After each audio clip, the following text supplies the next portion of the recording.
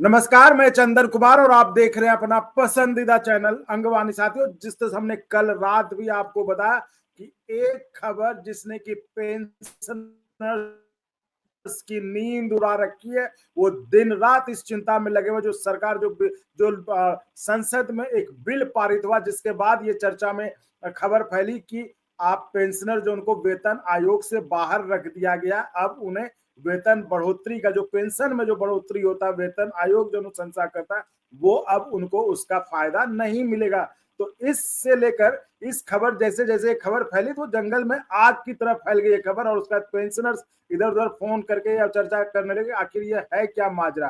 तो सरकार इस कदर परेशान हुई, जैसा हमने आपको कल एक इंटरव्यू सुनाया शिव गोपाल मिश्रा जी का, जिन्होंने उन्हें कहा कि जेसीएम के इनिशिएटिव पर एक मीटिंग पेंशन विभाग ने जो है वो किया, और उसमें जो तमाम जेसीएम के नेता थे उनको सरकार की तरफ से सफाई दी गई। तो हमारे साथ all India defence employees federation के जनरल सेक्रेटरी सी श्री कुमार सर खुद मौजूद हैं, और जो कि आज सर मीटिंग में मौजूद रहे ही होंगे। उम्मीद कभी बात करेंगे, सर से पूछेंगे कि थे संतुष्ट हैं कि नहीं है। सर, बहुत स्वागत है आपका अंगवानी पर। नमस्कार नमस्कार नमस्कार। सर, आज आप लोगों ने सरकार को मतलब जो कल पता चला कि जेसीएम के इनिशिएटिव पर जो है, आप लोग इनिशिएटिव पर सरकार को सफाई देनी पड़ी कि ये जो पेंशन वाला मामला है, पेंशनर्स को पेंशन का मामला है, वो खतरे में नहीं है। तो क्या हुआ मीटिंग में सर आज? देखिए, मीटिंग में क्या हुआ वो बोलने का पहले इस मीटिंग का क्या जरूरत था उसका जी, बैकग्राउंड भी थोड़ा आपका व्यूवर्स को बोलना पड़ेगा ना हमको। बिल्कुल सर, बिल्कुल बिल्कुल। पेंशनर का सरकार में कितना भी पेंशनर है, उन लोग का ये 30-40 साल का डिमांड है। 5वां पे कमीशन का साथ भी, 6वां पे कमीशन का साथ भी। पुराना पेंशनर मतलब पे कमीशन इम्प्लीमेंटेशन करने का पहले कितना लोग रिटायर होके आज उनको पेंशन मिल रहा है, उनका पेंशन और पे कमीशन लागू होने के बाद तो सरकार कर्मचारी रिटायरमेंट में जा रहा है, उनका पेंशन और इनका पेंशन में डिस्पैरिटी नहीं होना चाहिए।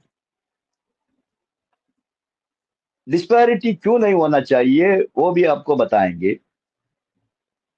एक सेंट्रल गवर्नमेंट कर्मचारी है कोई भी पोस्ट में, वो एमटीएस पोस्ट हो, क्लरिकल पोस्ट हो, टेक्नीशियन पोस्ट हो, नहीं तो ऑफिसर लेवल में under secretary, deputy secretary, joint secretary, कोई भी पोस्ट में एक कर्मचारी एक पर्टिकुलर पोस्ट में 8 साल, 9 साल, 6 साल काम करके रिटायरमेंट में जा रहा है, उसको एक पर्टिकुलर पेंशन मिल रहा है। उनका रिटायरमेंट का बाद उसी पोस्ट में एक आदमी भी 6 साल, 7 साल, 8 साल उनका बराबर का सर्विस करके रिटायरमेंट में जा रहा है, लेकिन उनका पेंशन ज्यादा होता है, ये पुराना पेंशनर का पेंशन कम होता है। दोनों एक ही पोस्ट से रिटायर हुआ, दोनों एक ही पोस्ट में उतना ही साल काम किया, लेकिन उसका बाद भी एक कट ऑफ डेट का वजह से, पे कमीशन का लागू करने का ये एक डेट निर्णय होने का वजह से दोनों पेंशनर के बीच में डिस्पैरिटी है। पुराना पेंशनर को कम पेंशन मिलता है या नया पेंशनर को ज्यादा मिलता है। उसका खिलाफ में हम लोग भी आंदोलन भी कर रहा था या मेरी पे कमीशन का साथ रिप्रेजेंट भी कर रहा था, लेकिन बहुत लोग सुप्रीम कोर्ट तक गया, ये डिस्पैरिटी नहीं होना चाहिए। पेंशनर को आप कैसे डिवाइड कर सकता है, एक दो ग्रुप नहीं बना सकता है, इसलिए आपको पैरिटी देना ही पड़ेगा। तो सुप्रीम कोर्ट अलग अलग जजमेंट में सरकार को यह डायरेक्शन दिया, पेंशनर मतलब कोई एक ही ग्रुप है, उसमें आप अलग अलग ग्रुप नहीं बन सकता है, इसलिए इनको पैरिटी देना ही पड़ेगा। तो वो जजमेंट तो है, लेकिन अल्टीमेटली पेंशनर को, सरकार कर्मचारी को वो बेनिफिट 7वां पे कमीशन से ही मिला। छठे पे कमीशन, इवन दो छठे के पे कमीशन भी बोला इन लोग का डिमांड जस्टिफाइड है, पेंशन में पैरिटी होना चाहिए, वो जस्टिफाइड है, लेकिन अभी वो परिस्थिति नहीं आया। वो परिस्थिति आने का समय इसके बारे में सोचना पड़ेगा, वही छठे पे कमीशन ने बोला। लेकिन सातवां पे कमीशन ने थोड़ा बहुत इसको पॉजिटिवली कंसिडर करके उन्होंने एक सिफारिश किया। उस सिफारिश को सरकार ने एक्सेप्ट किया। उस फार्मूला का वजह से सातवां पे कमीशन का पहले, मतलब एक एक 16 का पहले कितना कर्मचारी रिटायर होके पेंशनर हुआ, उनका पेंशन अब उसी पोस्ट में एक एक 2016 का बाद तो रोग पे भी सातवां पे कमीशन का बेनिफिट मिला, फिर रिटायरमेंट में गया। उन दोनों के बीच में ज्यादा फर्क फर्क तो है, लेकिन ज्यादा फर्क नहीं है। थोड़ा बहुत वो गैप को ब्रिज किया सातवां पे कमीशन। तो अभी आठवां पे कमीशन आने का समय, हमारा तो जेसीएम स्टाफ साइड, एआईडीईएफ और अन्य फेडरेशन, पेंशनर्स ऑर्गेनाइजेशन, सबका दिमाग में था सातवां पे कमीशन में थोड़ा बहुत हम लोगों को पैरिटी मिला, लेकिन ये 100% पैरिटी नहीं है।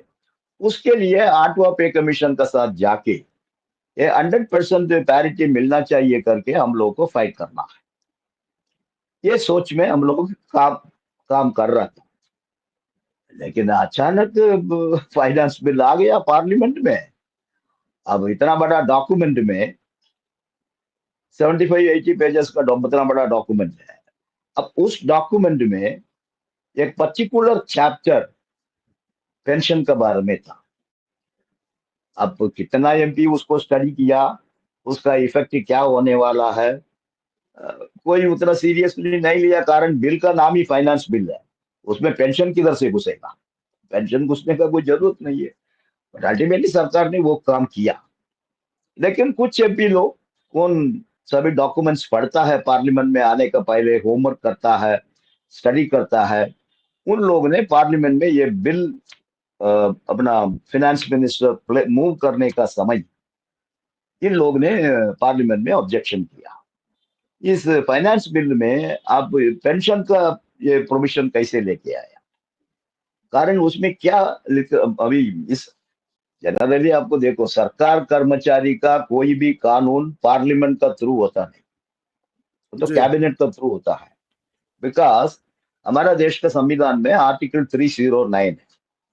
आर्टिकल 309 309 प्रेसिडेंट ऑफ इंडिया को एम्पावर कर रहा है सरकार कर्मचारी के बारे में, उनका सर्विस के बारे में कोई भी कानून बनाने का, कानून में परिवर्तन करने का सब अधिकार प्रेसिडेंट ऑफ इंडिया का है। तो प्रेसिडेंट ऑफ इंडिया मतलब प्रेसिडेंट ऑफ इंडिया डायरेक्टली ये सब नहीं करता, कैबिनेट कैबिनेट निर्णय लेता है। तो ये CCS pension rule 1972 by article 309 का अनुसार सरकार ने बनाया। It is an executive instruction under article 309। It is not an act of the parliament. Parliament का कोई कानून नहीं है। अब पेंशन रूल में कोई परिवर्तन करना है तो सरकार को पूरा अधिकार है, लेकिन इसको फाइनेंस बिल में लेके पार्लियामेंट का अप्रूवल लेने का क्या जरूरत है, सवाल यही है। अब उसका कोई क्लैरिफिकेशन मिनिस्टर भी नहीं दिया पार्लियामेंट में। लेकिन ये फाइनेंस बिल पढ़ने के बाद उन्होंने तो वो चैप्टर 4 में ये सब लिखा है, वो देखने के बाद हम लोग को क्या समझ में आ रहा है, अलग अलग सुप्रीम कोर्ट ने पैरिटी मेंटेन करने के लिए जजमेंट दिया, लेकिन फिफ्थ पे कमीशन और सिक्स्थ पे कमीशन ने पैरिटी नहीं दिया। पैरिटी आया सातवां पे कमीशन में, लेकिन एक फिफ्थ और सिक्स्थ पे कमीशन ने तो डिस्पैरिटी पेंशनर को अलग अलग ग्रुप में रखा है। उसका पेंशन रूल में वैलिडेशन नहीं हुआ, मतलब पेंशन रूल में उसका प्रोविजन हमने नहीं किया। तो इसलिए अभी सुप्रीम कोर्ट में कोई केस पेंडिंग नहीं है, इसलिए हम सरकार को पावर देने के लिए आर्टिकल 309 का अनुसार पुराना पेंशनर और आने वाला पेंशनर उन बीच में बराबरी पैरिटी रखना नहीं रखना उसका अधिकार सरकार को है। फिर पे कमीशन का सिफारिश का अनुसार पेंशन कौन सा डेट से रिवाइज करेंगे, वो भी अधिकार हमको है। वो अधिकार अभी पार्लियामेंट के नाते, फाइनेंस बिल के नाते सरकार ने ले लिया। उसका मतलब देश में इतना आक्रोश क्यों हुआ? मीडिया में, आपका टीवी चैनल्स में, pensioner association, staff side JCM, federation, हम लोग सब इसमें इतना चिंतित क्यों हुआ? इस फाइनेंस बिल के नाते सरकार ने एक पावर एक्वायर कर दिया। वो पावर क्या है? आपको पुराना पेंशन वालों को नया पेंशन वालों को साथ बराबरी, पैरिटी देना नहीं देना, वो सरकार तैयार करेगा। एक एक 26 में 1126 से 6 7 8 पे कमीशन लागू होना जी। लेकिन उसी डेट से हम पेंशन आपको परिवर्तन करेगा नहीं करेगा वो हमारा पावर है। तो वो पावर सरकार ने ले लिया। उसका मतलब क्या है? ऐसा ही इस सरकार के बारे में एक नेगेटिव ओपिनियन, ये एम्प्लॉय का फेवर का सरकार नहीं, पेंशनर का फेवर का सरकार नहीं है, वर्कर के खिलाफ में लेबर कोड बनाता है, वो तो ऑलरेडी है।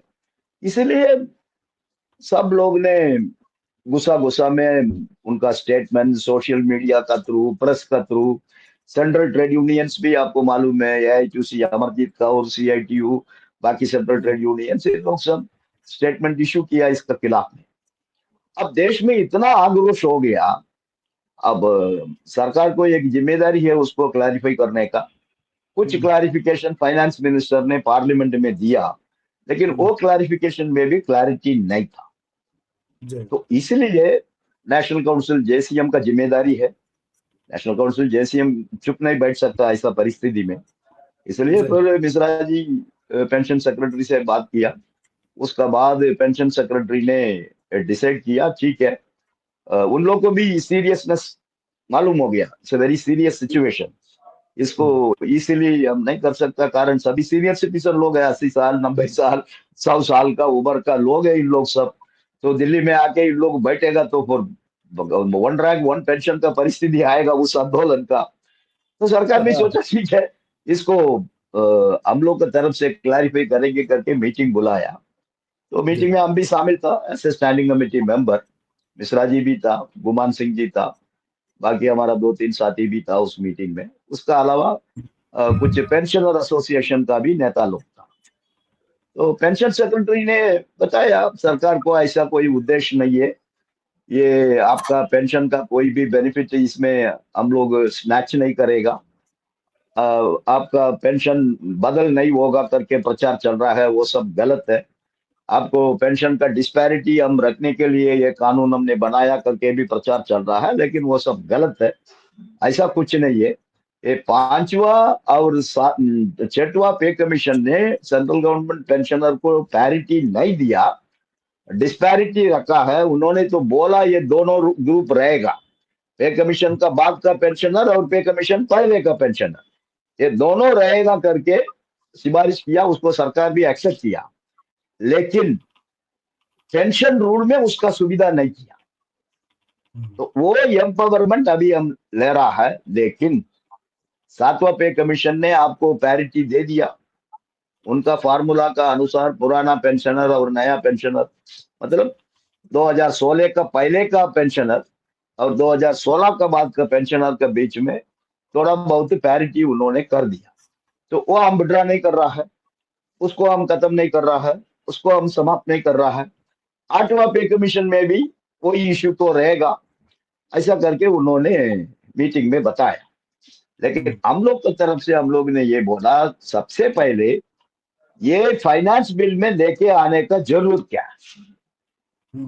अब 5th पे कमीशन के बारे में बोल रहा है, वो 96 है, 1196, उसको एक्सेप्ट हुआ 98 में, उसके बाद आ गया 6th पे कमीशन, वो तो 2006 से लागू हो गया, वो भी 2008 में उसका कानून आ गया। लेकिन 2008 किधर है, अभी 2025 किधर है? इस बीच में आप लोग इसके बारे में कुछ नहीं किया। अभी अचानक 8वां पे कमीशन अनाउंस कर दिया, उसका समय आप लोग इस पेंशन रूल में यह गड़बड़ करने का क्या जरूरत है? इसीलिए जी। पेंशनर का माइंड में बहुत अप्रीहेंशन है, पेंशनर हम्म, का बहुत में फियर है। 30 साल, 35 साल, 40 साल हम देश का जनता के लिए, इस देश का गवर्नेंस के लिए हमने पूरा हमारा जिंदगी सैक्रिफाइस किया। अभी हम बुढ़ा उम्र में हैं। 16 का पहले कोई भी रिटायर हुआ, आज उसका उम्र कितना है? 68, 69, 70, 80, 90। वो कितना साल अभी इस दुनिया में रहेगा? तो उन लोग को अभी हम भविष्य में पे कमीशन का बेनिफिट भी नहीं देगा, नहीं तो पैरिटी भी नहीं देगा। ये एक गलत संदेश है। तो इसका आपको क्या जरूरत था? इसलिए सरकार का तरफ से आपको एक क्लैरिफिकेशन इशू करना पड़ेगा। ये डिस्पैरिटी डिस्टर्ब करने के लिए, खत्म करने के लिए हम लोग ने ये वैलिडेशन नहीं किया। 7वां पे कमीशन ने पैरिटी तो दिया, वो पैरिटी कंटिन्यू रहेगा। 8वां पे कमीशन का टर्म्स ऑफ रेफरेंस का अंदर भी पेंशनर का पेंशन रिविजन और पैरिटी मेंटेन करने का सिफारिश करना करके टर्म्स ऑफ रेफरेंस में आपको इंक्लूड करना पड़ेगा। फिर आपका ऊपर कुछ विश्वास आएगा। आपका इंटेंशन गलत है, आप पेंशनर के खिलाफ में नहीं करके कुछ विश्वास आ सकता है। नहीं तो वो विश्वास नहीं आएगा, फिर तो झगड़ा तो रहेगा। ये सब हम लोग का तरफ से उनको स्पष्ट बताया। जेसीएम का तरफ से हम लोग बताया, पेंशनर एसोसिएशन का तरफ से बहुत लोग अलग अलग जगह से आया वीडियो कॉन्फ्रेंस में। उन लोग भी उन लोग का स्ट्रांग ओपिनियन सेक्रेटरी का सामने रखा है। वो सब सुनने के बाद सेक्रेटरी ने यही क्लैरिफिकेशन किया, आप लोग को कोई अप्रीहेंशन का जरूरत नहीं, डरने का जरूरत नहीं। आप लोग का डिस्पैरिटी को हम समाप्त नहीं कर रहा हूँ, ऐसा कोई चिंता भी नहीं सरकार का मन में। 8वां पे कमीशन भी यही सब कंसिडर करेगा, इसलिए आप लोगों को परेशानी का जरूरत नहीं। हम लोगों ने बोला ठीक है, अभी तो आप ओरली बोल रहा है, उसका राइटिंग में आप क्लैरिफाई करो, उसका हम्म। बाद फिर देखेंगे। हम लोग हैप्पी है तो हैप्पी, हैप्पी नहीं तो फिर हम लोग का रास्ता डिसाइड करना पड़ेगा। ये तो स्पष्ट मतलब उनको पेंशन बोल से, दिया। तो मतलब पेंशन सेक्रेटरी ने जो भी आप लोगों को मतलब समझाने की कोशिश की, या जो भी तो आप लोगों ने कहा कि ये बोलने से नहीं होगा, हमको रिटर्न में नहीं चाहिए, होगा। ये आप लोगों ने साफ साफ कहा? 100% एकदम क्लियर बोल दिया। तो क्या बोले वो, लिख के कब तक देंगे? अब देखेंगे, अभी इसका मिनट्स बनाना पड़ेगा ना। ये तो एक ऑफिशियल मीटिंग है, अच्छा। ऑफिशियली बुलाया ना, इनफॉर्मल नहीं है। उन्होंने मीटिंग का नोटिस इश्यू करके ही मीटिंग बुलाया, तो जी जी। इसका एक मिनट्स होना चाहिए। मिनट्स में तो रिकॉर्ड करेगा हम लोग ने हम्म। क्या बोला, उन्होंने क्या बोला, ठीक तरीके से रिकॉर्ड किया तो ठीक है। नहीं तो मिनट्स इश्यू नहीं किया, फिर इस मीटिंग का रेफरेंस में उनको एक क्लैरिफिकेशन इश्यू करना, सरकार में यही प्रोसीजर है। एक जी। तो मिनट्स रिकॉर्ड करो, मिनट्स में क्लियर हो जाएगा आपने क्या बोला, मिनट्स में रिकॉर्डेड क्या हुआ करके। नहीं तो इस मीटिंग में रेफरेंस में ऐसा ऐसा मीटिंग हुआ, इन लोगों ने सब पार्टिसिपेट किया, उस मीटिंग का डिस्कशन का अनुसार हम ये क्लैरिफाई कर रहा 1 2 3 4 5, तो वो देखेंगे, उसका बाद फिर हम लोग डिसाइड तो करेंगे क्या मतलब करना सर है। मतलब जो सरकार, मतलब पेंशन सेक्रेटरी एक तरह से ये कह रहे थे कि ऐसा इसमें कुछ डरने की जरूरत नहीं है, ये जो डिस्पैरिटी था 5वें और 6ठे वेतन आयोग के बाद पेंशनर्स में, उसको दूर करने के लिए किया गया, जिससे कि आप उसको लोग दूर, सहमत नहीं नजर नहीं नहीं, आए। उसको उसको दूर करने के लिए नहीं है, तो उसको सरकार ने एग्री किया, लेकिन उसका अच्छा, कोई जो कानून नहीं। डिस्पैरिटी थे। अच्छा, वो कानून हम लोग इस फाइनेंस बिल के थ्रू लेके रखा, हम लोग इसीलिए को हम सही लोग ने करने के बोला लिए। आप, हाँ नहीं, सही करने का नहीं है। अच्छा। सरकार पेंशनर में दो ग्रुप रहेगा, एक हम्म। पुराना और पे कमीशन का बाद का पेंशनर, ये अच्छा। दोनों का रहेगा करके 5वां पे कमीशन और 6ठे पे कमीशन ने सिफारिश किया, उसको हम्म। सरकार ने लागू किया। लेकिन उसको अभी तक वैलिडेशन नहीं किया। वैलिडेशन अच्छा। नहीं किया मतलब वो रूल में उसको इंक्लूड नहीं किया। अच्छा। इन ठीक है। हम रूल में इसलिए इंक्लूड नहीं किया, सुप्रीम कोर्ट में अलग अलग केस चल रहा था, जी। तो इसलिए हम लोगों ने नहीं किया। सुप्रीम कोर्ट में अभी इस विषय का ऊपर कोई कोर्ट केस पेंडिंग नहीं है, तो सुप्रीम कोर्ट ने बोल दिया ऐसा 2 क्लास आपको मेंटेन नहीं कर सकता करके। उसका बाद जी 7वां पे कमीशन ने वो डिस्पैरिटी खत्म कर दिया, वो सरकार ने मान लिया, अभी वही चल रहा है, अभी 8वां पे कमीशन में ही वही चलेगा, इसीलिए आपको चिंतित का क्या जरूरत है। हम्म। यही तो तो ये मतलब, उन्होंने तो बोला। ये एक तरह से कहिए तो ये कागजी कार्रवाई है। हाँ वो तो है। तो ये लगता नहीं सर कि ये कब की बात कब को, और अभी ये कागजी मतलब क्या दिमाग में कुछ अभी आया होगा कि इसको किया जाए, मतलब इसकी जरूरत थी क्या? इस सरकार में तो सबका वैसा ही चलता है ना। और अगर आपको अच्छा लगा तो एक बार और आपको मैं कहना चाहूंगा कि आप इसको प्लीज सब्सक्राइब और शेयर करते रहें ताकि हमारा भी मनोबल और सपोर्ट बना रहे।